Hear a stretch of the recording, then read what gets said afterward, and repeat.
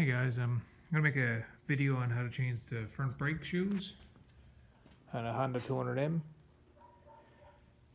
Other bikes will probably be very similar to this. Most of the 200 ATCs are pretty much the same. So what you want to do is get the bike nice and chopped up. I just got a couple pieces of wood there, so the front end's up off the ground, tires free to spin. Easier to work on. The front brake cable, I already have it disconnected as I showed earlier in the video. It normally sits in right here, comes down, retains its position based on this clamp, and then when you apply the brake or you pull the brake lever, you're just pulling that arm up, the pivot arm up. But as you can see here, I'll move the wheel.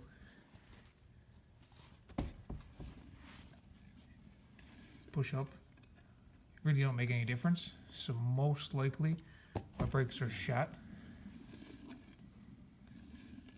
So let's pop this wheel off.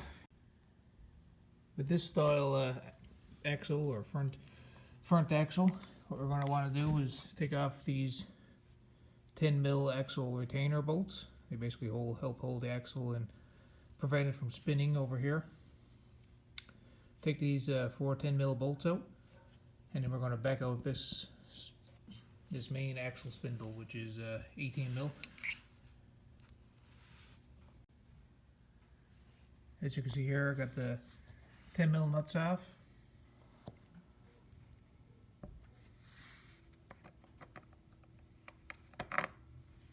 That just slides off. There's your front axle. Lay that down. Now we should be able to back out this main axle nut. Main front axle is on pretty tight. As you can see, it's pretty hard to get it out with one hand, but it'll keep spinning out. This is pretty easy to take the axle out of this bike. You can literally just pop the axle out of this groove once you got that retaining plate off, and then as long as the threads are backed out of that right here, as long as you got enough threads backed out, it just literally slides out and the whole brake drum housing comes off with it. Okay guys, once you got that outer drum off, which is just laid in place, to get your shoes off, which mine are obviously in need of replacing, you just pull with both hands. I'm going to need 2 hands to do this, but you pull out and out with 2 hands and pop this, the brake shoes out around the circle and then out around here, and they just come right out. It's kind of hard to do with one hand, but you can see I got it popped out around. And once you just get it around that circle right here by squeezing out, it will basically lift out.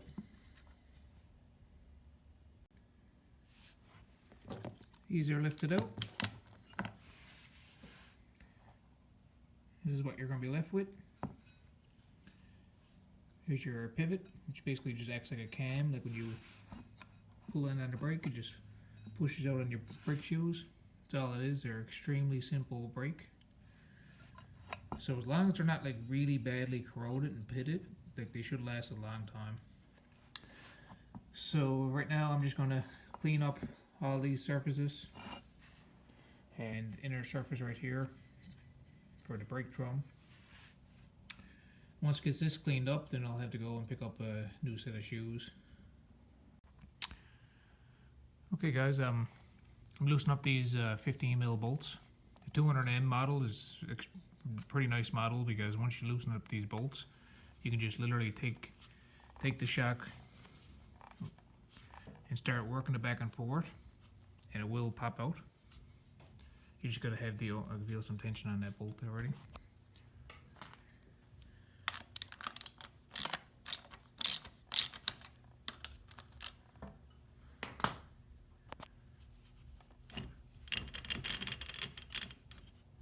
That's pretty much the only thing that holds those shocks in, like those rebuildable shocks.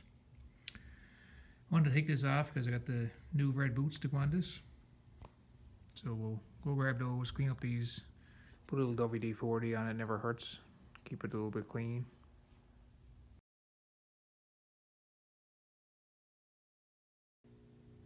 You can see here I got the new front brake shoes. What a difference, huh? Look at all that media, the brake surface, as opposed to what was on the bike. I guess the front brakes had no chance of stopping. So we'll get the forks in, and then we'll start getting these bearing kits in, and get these shoes back together. Get the parts still over here. We'll grease this all up before we throw it back in the bike. Okay guys, I'm going to be sticking this front brake assembly back together. It has this cam on it. This has a hole indented right there. That corresponds with this return spring. It helps put the little movable arm, this thing, back in position. But essentially I'm just going to line this little part of the spring up with that hole, stick this through in the correct position. We're going to put this arm back on, the bolt and nut through it, and that little wear ring. Okay, so I'll start sticking that together, and then I'll show you guys what it looks like when it's assembled. It's a little bit tricky to do this on one hand, but just wanted to say this is pretty much only can go one way. Like once you put that spring in that hole on the movable cam, and then you push down on this, it lines up with that little pin that holds the spring in place, and you get that little bit of offset. You can see the dot right here, and you can tell it still works. Like if you pull back on it, it does return. I know it's a little bit hard to see. If you pull back, it does return with the spring. So all there is to it is just put this wear ring on. Once again, you got to line up the big spline. You can see the big spline there. Line it up with the corresponding big spline, and then the dot that's on here, line that up with the dot that's right there. Put the bolt and nut through, and then that's it for reassembling just the basic hardware. And we'll stick in our new shoes, and that's it for the brake drum. It's pretty simple.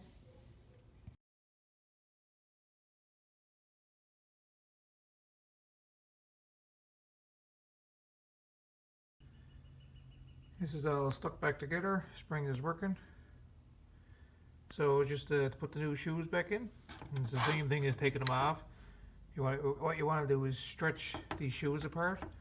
Stretch the circular part over here, and then get these to line up and clap together right here. You should be able to get it with two hands by pulling one that way and the other one that way, and just like pop them in place. If not, you can always take out a spring, but it's totally up to you. You got the shoes popped in place.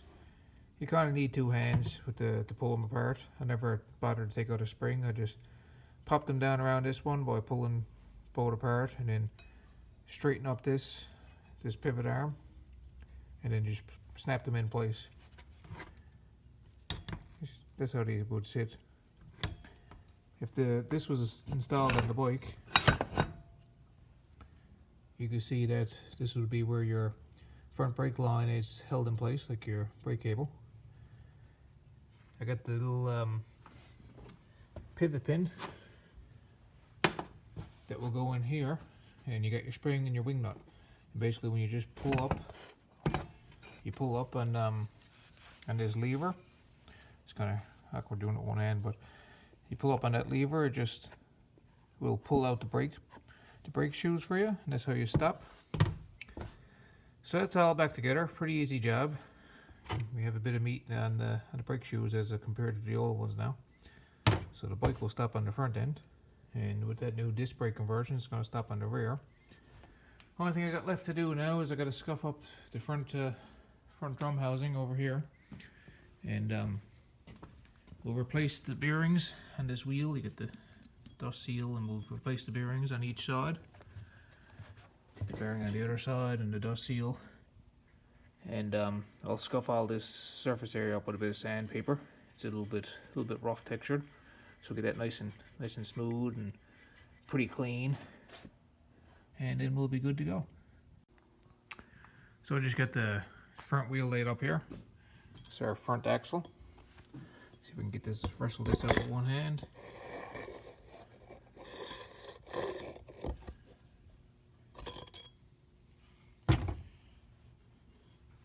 Get this all a little clean, grease up this really well.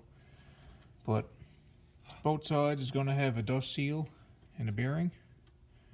So I'm going to get a hammer and beat those bearings off. And then we'll see if we can pop out these as well. This other dust seal and this other bearing.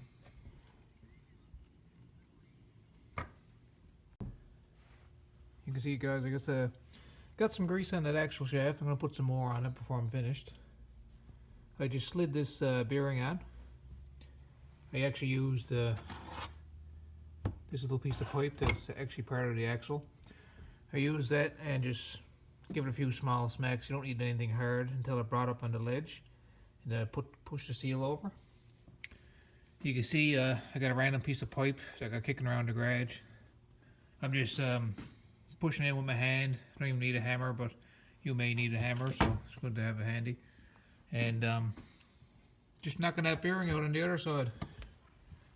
This seal was right over here. Took a little screwdriver, popped that little seal out, and now I'm just using that pipe and knocking out the other side bearing.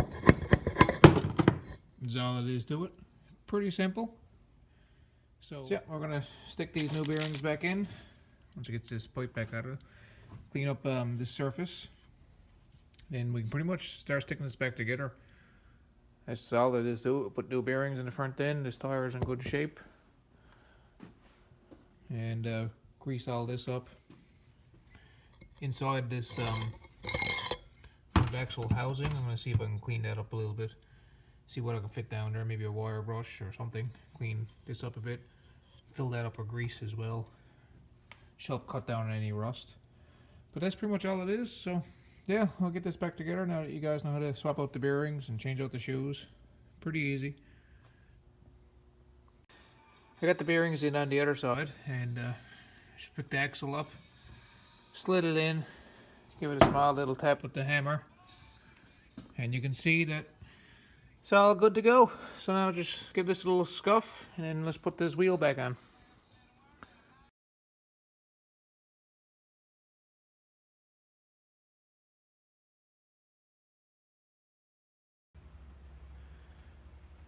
Hey guys, welcome back to the adventure out here. You can see I got the shock boots on. These are a bit big, so I'm probably gonna just zip tie them in place. Hope they works out for now. This one's obviously down here. Put him up in place and get some use out of these little shock boots that are kicking around. I might order up a nice black set anyways. But yeah, the drum is on. Nothing's connected yet. I just got the wheel in. There's an easy way to put these wheels on, and there's a tricky way. Originally I done it the hard way, but I'll let you guys know the easiest way to do it is basically when you get your front axle, you get it in through the wheel, like in through the bearing over to here, like in through your brake hub. You gotta make sure that this part of the brake drum housing is lined up so it'll slide into the hole. But yeah, basically you just put one side on at a time. You put the axle through, tighten it up, and pull it to your proper torque. With this this axle, says in my manual to do 50 to 80 foot-pounds. The very last thing you actually do is you pop it in, like pop the axle into here, and then you put this clamp on. It's pretty much the last thing you do.